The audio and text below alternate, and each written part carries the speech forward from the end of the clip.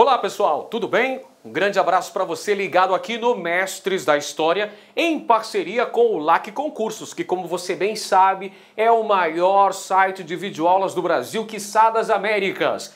E para desespero da concorrência, adivinha quem está chegando aqui? Olha só quem chegou. O professor Edenilson Moraes está na área e se derrubar é pênalti, meu parceiro. E hoje a gente está junto para um momento muito especial, onde iremos fazer uma abordagem, um comentário bem legal, específico sobre a prova da Polícia Militar do Estado da Bahia, que foi realizado recentemente e que teve como banca examinadora a IBFC. Então a gente vai fazer um comentário geral da prova no que tange as questões específicas de história do Brasil e ao mesmo tempo iremos fazer a correção, isso que nos interessa.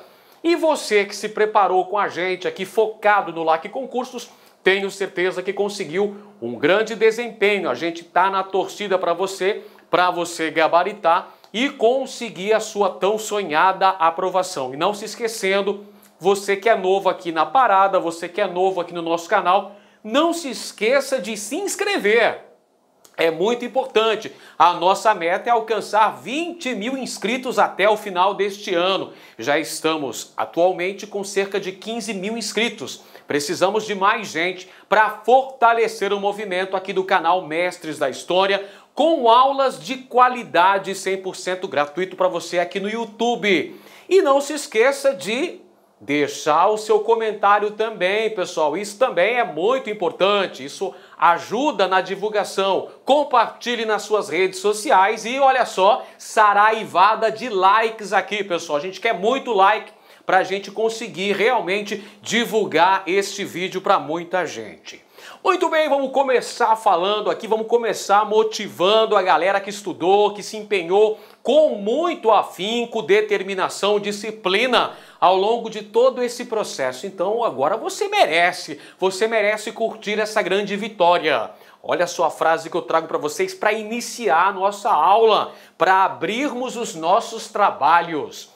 O que fazemos na vida ecoa na eternidade. Essa frase que ficou célebre no filme Gladiador, né? Que tinha lá o general Máximos que proferiu essa frase. O que fazemos na vida ecoa na eternidade. Então vamos dar o melhor de nós, pessoal. Vamos nos empenhar de corpo e alma para conseguirmos realizar os nossos intentos, os nossos objetivos. É assim que a gente consegue grandes vitórias. Mas vamos lá então, pessoal, trabalhando as questões que caíram na prova da Polícia Militar do Estado da Bahia, banca IBFC. Vamos lá, questão de número 16, que diz assim: analise as sentenças abaixo, a seguir assinale a alternativa correta. Primeira sentença: em linhas gerais, a economia colonial na América Portuguesa caracterizou-se pela mão de obra escrava, pelo latifúndio, pela cultura de produtos tropicais e pela exploração de metais e pedras preciosas. Olha só, essa assertiva falava sobre a economia colonial da América Portuguesa, os chamados grandes ciclos econômicos que o Brasil possuiu. O ciclo da cana-de-açúcar, que foi o primeiro grande ciclo econômico ligado a essa política mercantilista de Portugal, visando garantir uma balança de comércio favorável. E depois, no século XVIII, tivemos a época da mineração aqui no Brasil. Portanto, senhoras e senhores, essa afirmação é verdadeira. Ela apresenta aí o tripé da exploração mercantilista que o Brasil teve ao longo de seu período de colonização, que era caracterizado pela mão de obra escrava, pela monocultura de produtos tropicais com destaque para a cana-de-açúcar e também pelo latifúndio, as grandes propriedades de terra. Então nós tivemos aqui, pessoal, como característica da política mercantilista de Portugal, exploração de produtos tropicais, no caso o principal deles aí nesse contexto foi a cana-de-açúcar, e nós tivemos também no século XVIII exploração de ouro, Minas Gerais, Goiás e Mato Grosso. Portanto, afirmação correta. Vamos ver então a segunda afirmação. Outras atividades também desempenharam importante papel, coexistindo com aquelas que mais interessavam diretamente a política mercantilista metropolitana. Veja bem, esse item aqui fala sobre as chamadas atividades complementares ou atividades paralelas. Quais que foram essas atividades complementares, professor? A pecuária, por exemplo, que garantiu a ocupação do sertão nordestino, foi uma atividade subsidiária da atividade principal, que era o quê? A plantation de cana-de-açúcar. Beleza? Além da pecuária, teve outras atividades também complementares? Claro que sim. Nós tivemos agricultura de subsistência, tivemos o cultivo de tabaco, de algodão, todas essas atividades complementares. Eram atividades que não tinham a mesma importância econômica da cana-de-açúcar nos séculos 16 e 17 e da mineração no século 18, mas que foram importantes para a consolidação do processo de colonização e também de interiorização da presença portuguesa aqui no Brasil. Então tivemos sim atividades paralelas, atividades complementares. Portanto, o item 2 também é verdadeiro. Legal, vamos conferir o próximo item. Já está na tela para você. Item 3.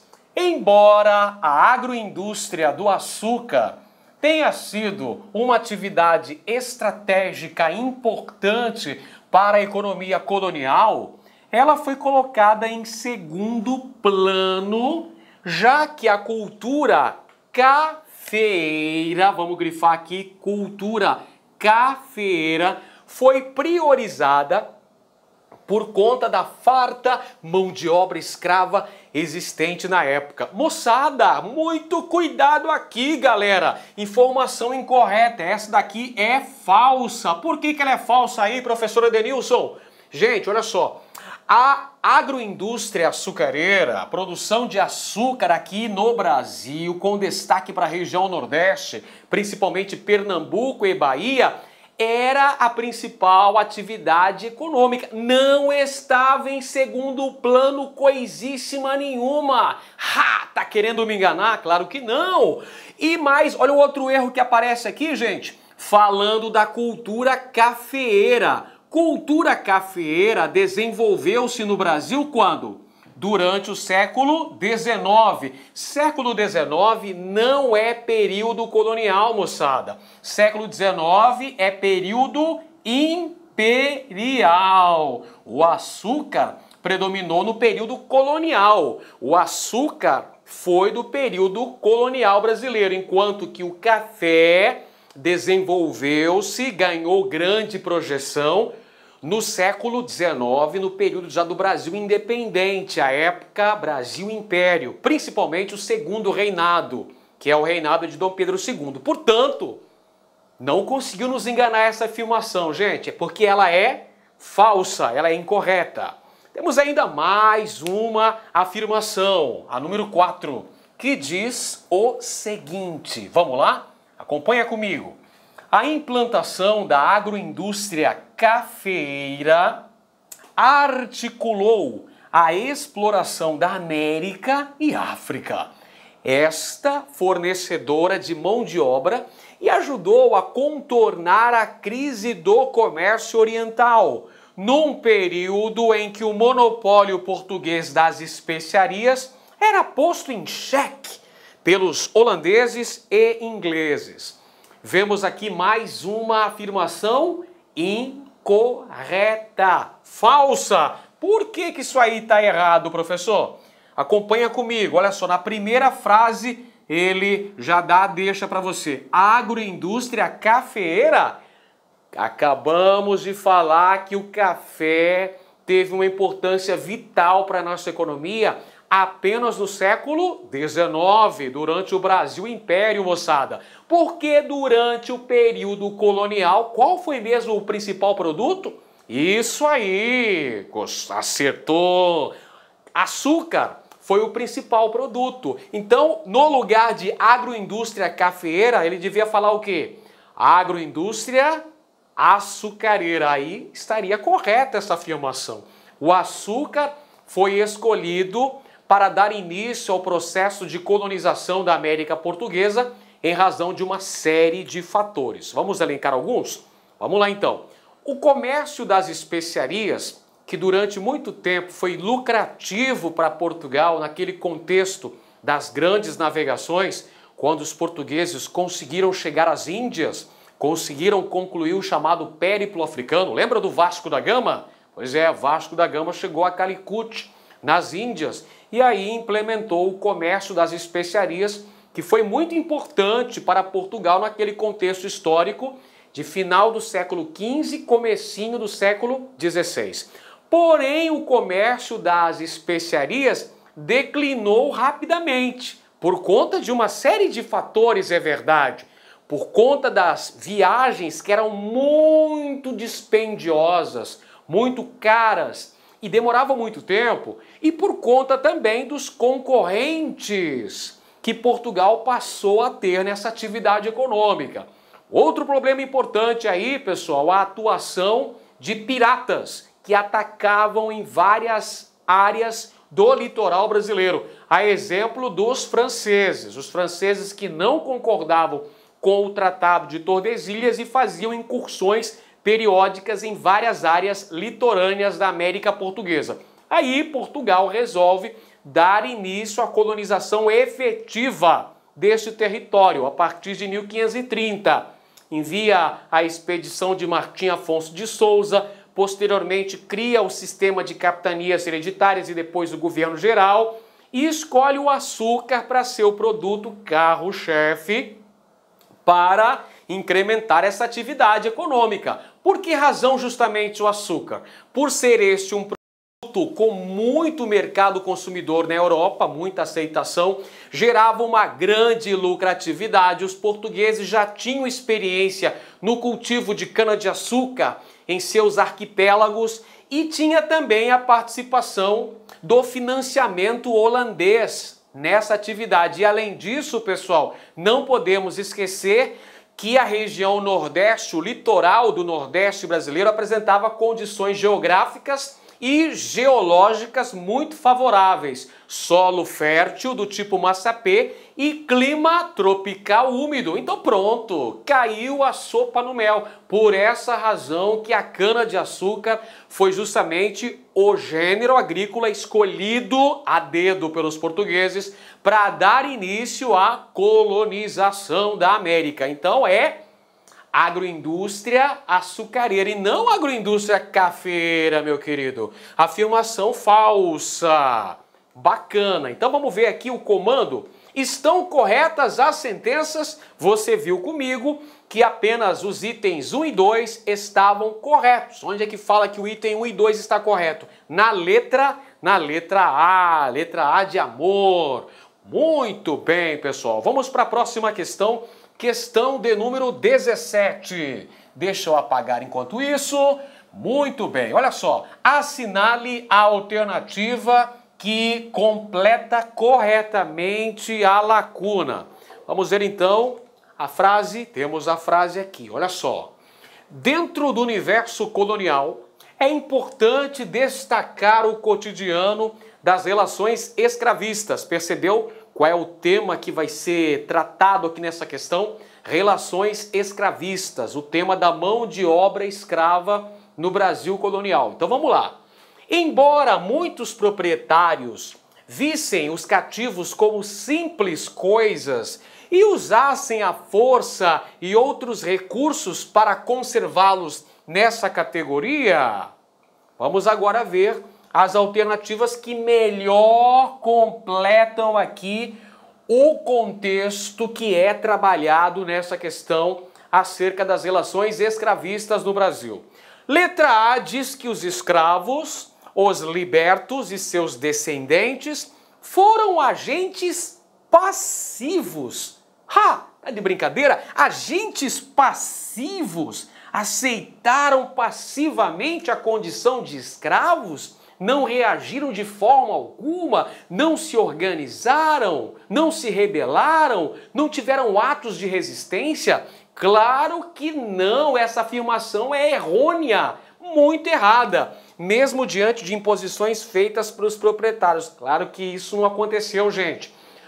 Os cativos, os libertos, a população afro-brasileira empreendeu várias formas de resistência, fugas individuais e coletivas. Nós tivemos também a capoeira, nós tivemos as religiões de matriz africana, nós tivemos a organização de rebeliões, nós tivemos a queima de plantações, banzo, suicídio, formação de quilombos. Então, como é que você pode dizer que os escravos, os libertos e seus descendentes foram agentes passivos? Muito pelo contrário, eles foram sujeitos históricos, agentes construtores de sua realidade, apesar da condição de escravizados. Muito bem, aqui a próxima alternativa diz que os escravos, os libertos e seus descendentes foram grandes parceiros dos indígenas no início da colonização brasileira. Ora, vemos aqui uma outra afirmação também incorreta, pessoal. Afinal de contas, os africanos estavam chegando numa terra desconhecida. Presta atenção que ele dá o contexto: início do processo de colonização, ou seja, nas primeiras décadas de utilização da mão de obra escrava aqui no Brasil. Então os africanos, os contingentes expressivos de escravos que vieram para a América, de africanos escravizados que vieram para a América, eles vieram para uma nova terra. Essa é a diáspora colonial, ou a diáspora africana, essa transmigração forçada de cerca de 5 milhões de indivíduos, pessoal. Então eles chegavam aqui no Brasil, numa terra estranha que eles não conheciam a vegetação, o clima, os habitantes. Então teve um período de adaptação. Perfeito? A afirmação anterior falava que houve uma integração entre africanos e indígenas já no início. Não, a gente vê que, inclusive, muitos quilombos tinham entre seus integrantes alguns indígenas. Isso realmente aconteceu. Mas no início do processo de colonização ainda não. Perfeito? Letra C, os escravos, os libertos e seus descendentes também foram agentes transformadores de seu tempo. É claro, eles foram sujeitos históricos, agentes transformadores do seu tempo. Reagiram, eles empreenderam vários atos de resistência, inclusive resistência cultural, o próprio sincretismo religioso ali, aquela fusão de elementos da cultura católica com elementos da cultura original dos vários povos africanos que foram trazidos para a América. Tudo isso você tem uma atuação efetiva do contingente de indivíduos escravizados como sujeitos históricos, como agentes ativos. Portanto, está aqui, pessoal, a alternativa C, essa é a correta. Letra D diz que os escravos aceitavam as imposições culturais e religiosas da cultura portuguesa e, em razão disso, não podem ser considerados agentes transformadores de seu tempo. Gente, claro que não. Acabei de dizer aí o sincretismo religioso, a prática das religiões de matriz africana, aquela mescla de elementos religiosos nativos da África com elementos da cultura religiosa católica que era imposta pelos portugueses. Isso é uma forma de resistência também. Perfeito?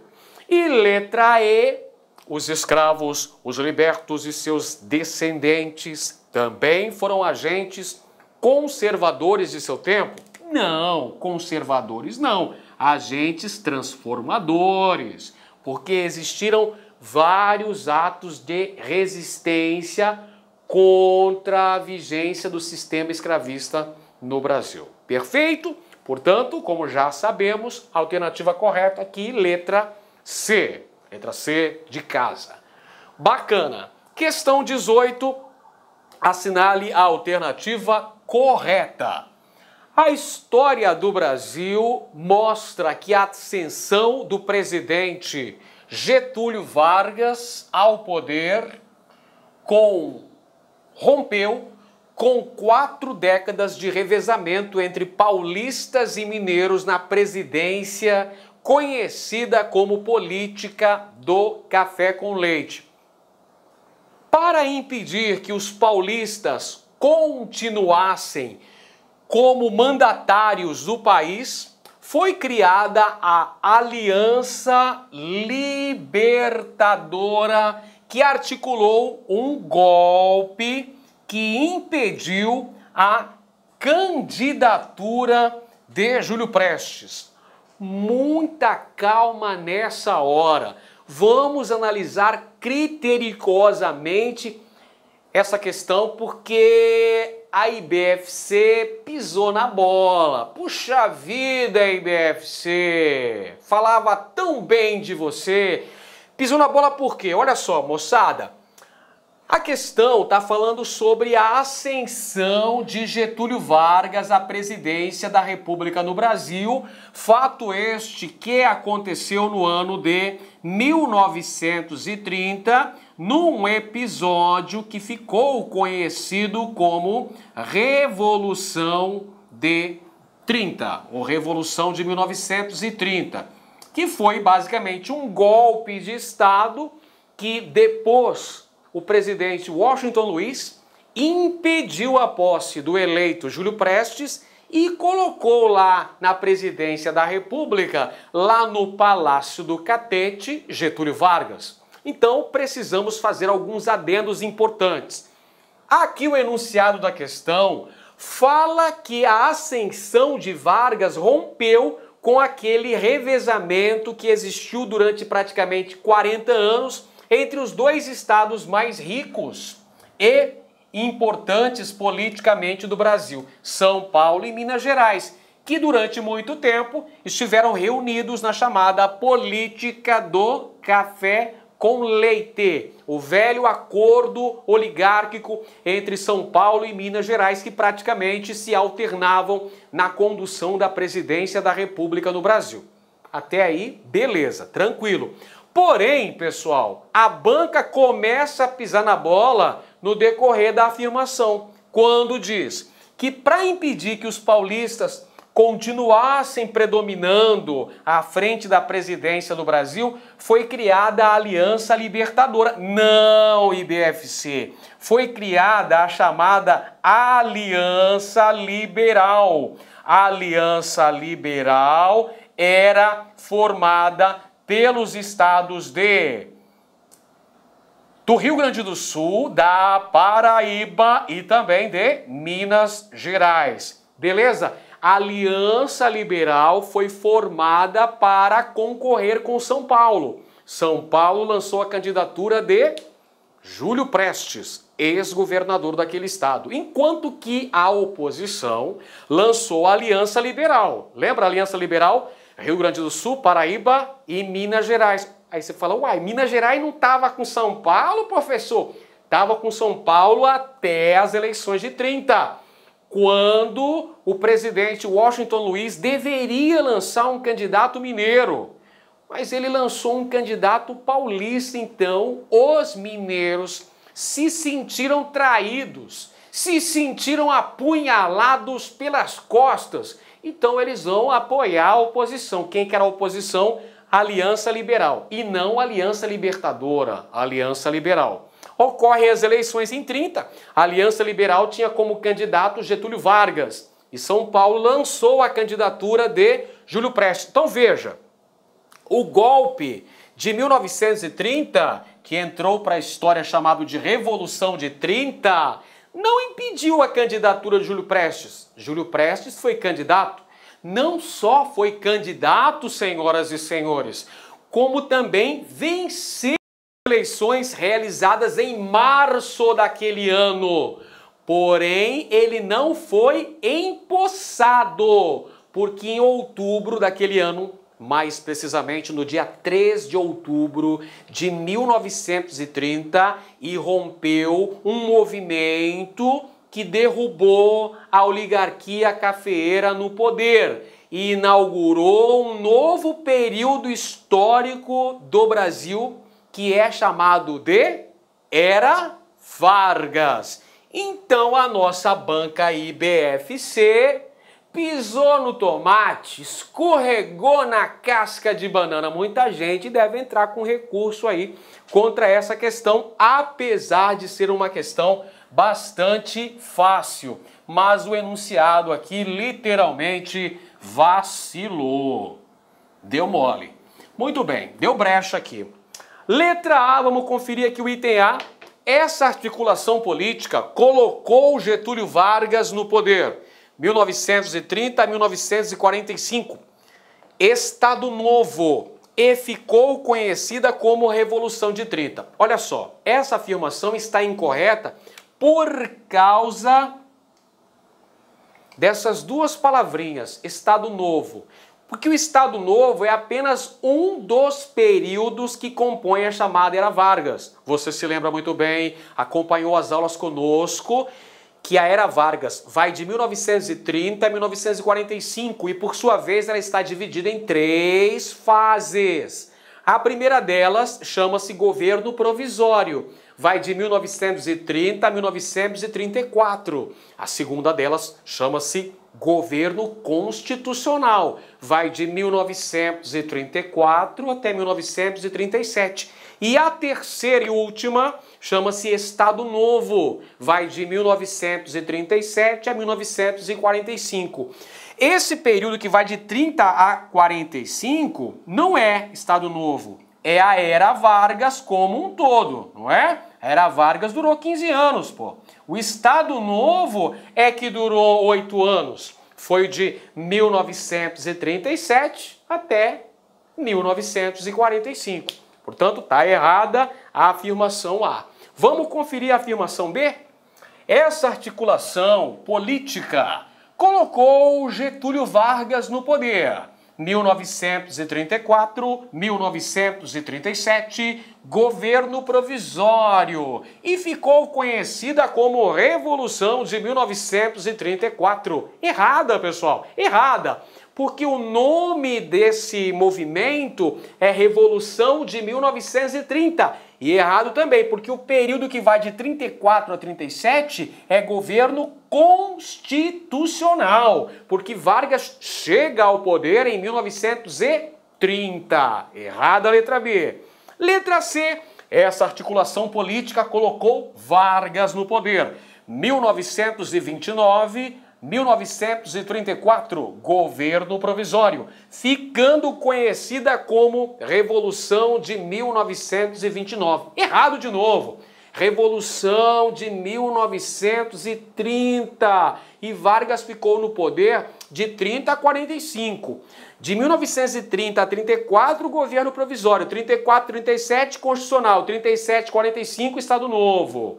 Letra D. Essa articulação política colocou Vargas no poder, 1930 a 1934, no chamado governo constituinte, e ficou conhecida como Revolução de 30. Não, galera! O período que vai de 1930 a 1934 é chamado de governo provisório.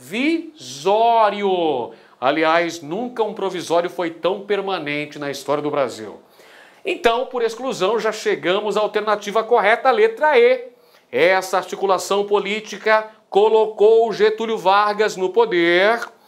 No período que vai de 30 a 34, foi o chamado governo provisório. E, historicamente, esse golpe é chamado de Revolução de 1930. Aí sim, aí beleza. Alternativa correta, letra E. Questão de número 19. versava acerca da chamada Revolta de Canudos ou Guerra de Canudos, um dos mais violentos capítulos do início do período republicano brasileiro. Vamos acompanhar aqui o texto introdutório da questão. Vejamos, um dos mais graves problemas sociais e, ao mesmo tempo, econômico que o Brasil enfrenta é a pobreza de sua população.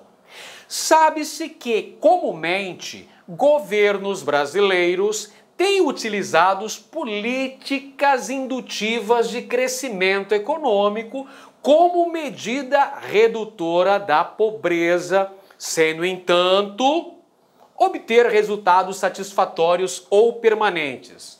Sabe-se também que dentre as regiões que mais sofrem com a pobreza no país estão a Norte e a Nordeste.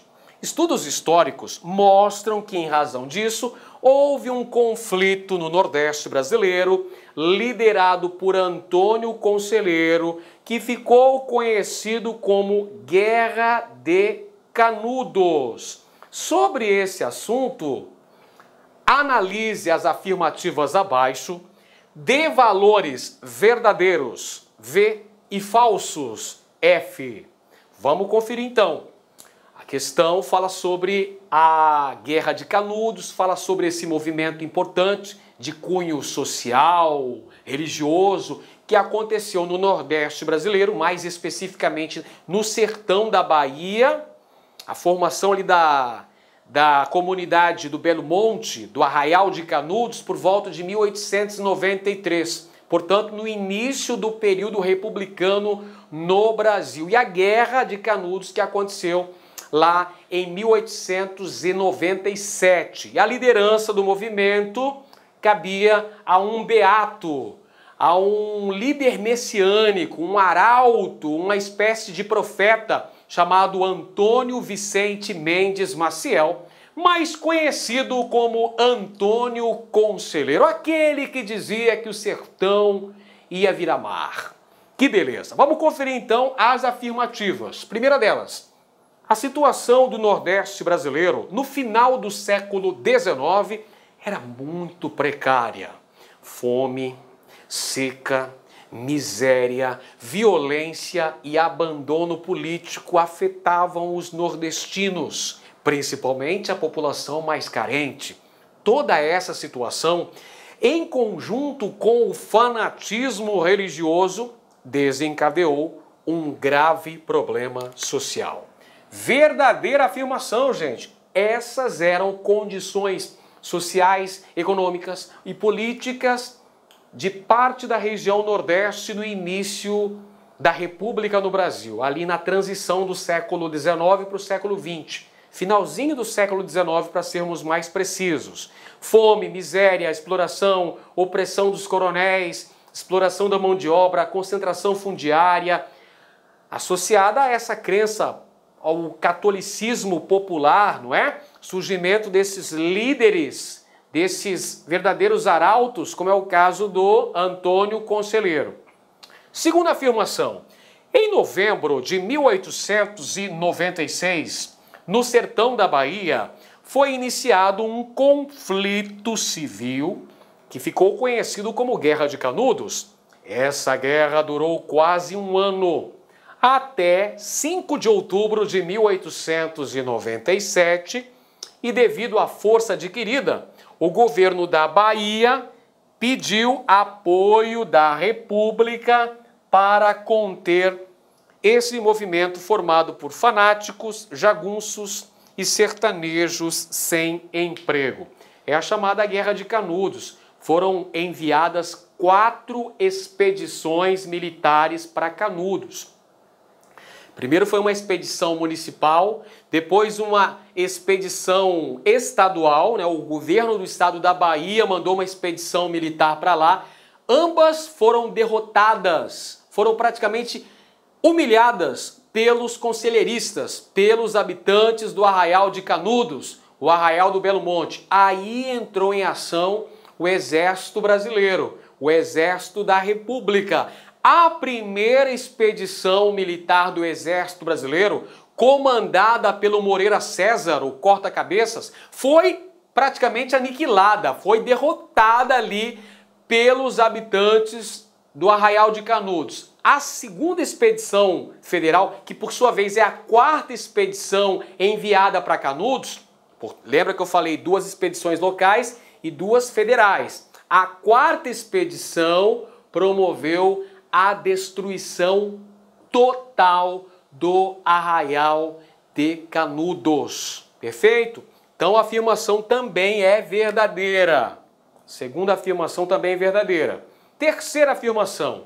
O beato Antônio Conselheiro, homem que passou a ser conhecido logo depois da proclamação da República, era quem liderava esse movimento. Ele acreditava que havia sido enviado por Deus para acabar com as diferenças sociais e também com os pecados republicanos. Entre estes estavam o casamento civil e a cobrança de impostos. Verdadeiro, pessoal. Verdadeiro. Antônio Conselheiro era contra o casamento civil. O casamento civil foi imposto pela República, porque a República implantou o chamado Estado laico, ou seja, a separação entre Estado e Igreja. O Brasil deixou de ter uma religião oficial, que era a católica. O Brasil passou a ser um Estado laico. É por essa razão que muitos diziam que o Antônio Conselheiro afirmava que a República era o governo do anticristo, por conta dessa questão da laicidade do Estado, pessoal. Além disso, os impostos republicanos não eram revertidos para o bem-estar da população. Por essa razão que Conselheiro também criticava a República. Essa questão dos impostos e a questão também da separação entre Estado e Igreja. Perfeito? Algo que foi implementado na Constituição de 1891.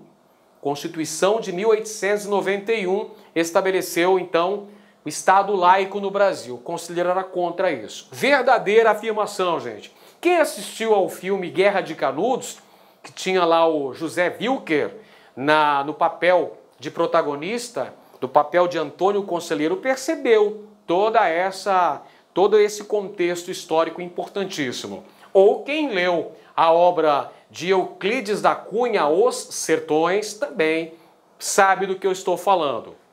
Próxima afirmação aqui, galera. Antônio Conselheiro, por acreditar que era um enviado de Deus, um arauto dos céus, conseguiu reunir um grande número de adeptos que acreditavam em sua liderança.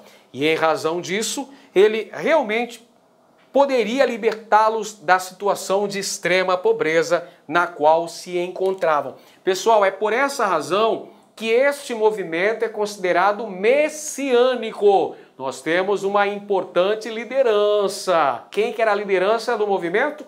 Antônio Vicente Mendes Maciel, Antônio Conselheiro, pessoal. Verdadeira afirmação. Mais uma. Devido à enorme proporção que este movimento adquiriu, o governo da Bahia não conseguiu por si só segurar a grande revolta que aconteceu em seu estado. Por essa razão, pediu a interferência da República, que à época tinha como presidente Prudente de Moraes, representante dos cafeicultores paulistas. Verdadeira afirmação, galera.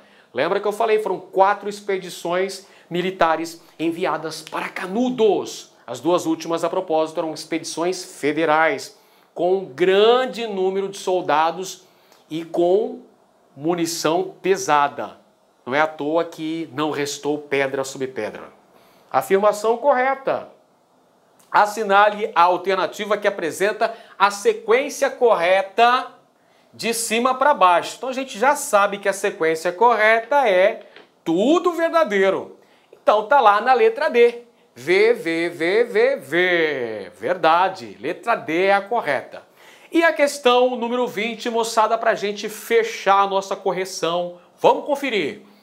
A beleza, o mistério e a pompa dos terreiros de Umbanda e Candomblé. Olha só, já vai grifando aqui, ó. Terreiros de Umbanda e Candomblé. Então, olha só, a questão fala sobre religiosidade de matriz africana aqui no Brasil. Vamos conferir? A beleza e o mistério e a pompa dos terreiros de Umbanda e Candomblé pelo Brasil afora, em particular na Bahia, vem de longe, no tempo e no espaço. Nasceram da cultura e da religiosidade dos negros que deixaram tantas outras marcas profundas em nossa sociedade, desde que foram retirados à força de suas comunidades e aqui desembarcaram em finais do século XVI, trazendo crenças e ritos cuja prática muitas vezes lhe custou caro. Muito bem, então está falando da influência cultural africana na religiosidade no Brasil. Com base no exposto, assinale a alternativa incorreta. Isso é muito importante. Ficar atento no comando da questão. Ela pedia o quê? E pedia a alternativa incorreta, não é isso? É isso aí, professor. Vamos procurar então a incorreta. Letra A. A tradicional lavagem das escadarias da Igreja do Senhor do Bonfim teria surgido de um culto em homenagem a Oxalá, orixá iorubá responsável pela criação do céu, da terra e de todos os seres. Maravilha, corretíssima afirmação. Mas a gente está procurando o quê? A incorreta. Vamos lá então. Letra B. A mistura de tradições diferentes, por vezes até opostas, dá-se o nome de fanatismo religioso, presente nas procissões, nas festas populares, no pagamento de promessas e no culto aos santos. Não, galera, não é fanatismo religioso, não. A mescla de elementos de culturas diferentes aqui, olha só, por vezes opostas, dá-se o nome de sincretismo religioso e não fanatismo. Então, olha só, já encontramos a alternativa incorreta. É a letra B de bola. Porque não é fanatismo a palavra correta que deveria ser empregada aqui, e sim sincretismo. Vamos conferir as demais? Letra C. A convergência de interesses entre a Igreja Católica e a coroa portuguesa levou à cristianização forçada dos africanos civilizados. É verdade, pessoal. Os indivíduos escravizados, ao chegarem ao Brasil, precisavam ser batizados com um nome cristão, precisavam frequentar a missa. Então, como é que os africanos fizeram para preservar seus elementos culturais? Dentre eles, as manifestações religiosas. Promoveram um sincretismo, pessoal, mesclando elementos das culturas religiosas africanas com elementos cristãos. Beleza? Letra D. Como forma de resistência à opressão e para preservarem vivas suas tradições, os escravos incorporaram e adaptaram elementos do catolicismo à tradicional religiosidade africana. É o que a gente chama de sincretismo religioso, que deu ali essas manifestações religiosas como a Umbanda e o Candomblé. E letra E. Os escravos de origem iorubá que vieram para o Brasil trouxeram consigo seus costumes e a fé em Oxalá. Claro, claro que sim. Os indivíduos são agentes históricos, então eles traziam toda a sua bagagem cultural. E afinal de contas, os africanos que foram trazidos nessa condução coercitiva, podemos dizer assim, nessa condição forçada para o Brasil, trouxeram seus elementos culturais que ajudaram na formação do povo brasileiro, da etnia do nosso país, dos elementos culturais. Por isso que a gente tem o quê? Uma cultura plural, a chamada pluralidade cultural brasileira. Então, como já falamos, a única alternativa que estava incorreta era a letra B.